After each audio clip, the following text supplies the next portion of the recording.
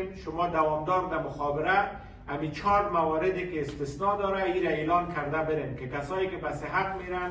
کسایی که به کار امنیتی دارن، کسایی که در میدیا هستند، کسایی که در مخابرات هستند، که سکتور مخابرات و کسایی که میوه‌جات و نان ضرورت داره، اینا استثناء است.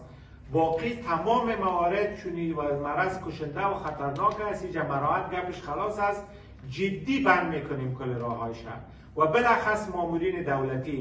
دولتی که رخصت هستند اینا را ما قطعا نمیمانیم و حتی اگر خلاف امر ما کار کنه اینا را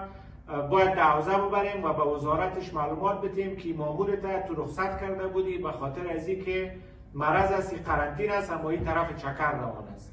راههایی که منتهی به ننگرهار، راههایی که منتهی به قرغه است و شمالی است، روز پنجشنبه و جمعه قطعا کسی حق نداره که به چکر بره،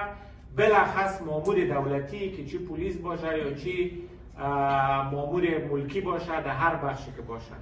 دیگه با توظیف 1600 نفر و 400 موتر انشالله صبح 5 بجه صبح همراه شما و با پلانگذاری شما صبح را باید یک روز بسازیم که قطعا در کابل عبور و مرور به جز از کسایی که اجازه است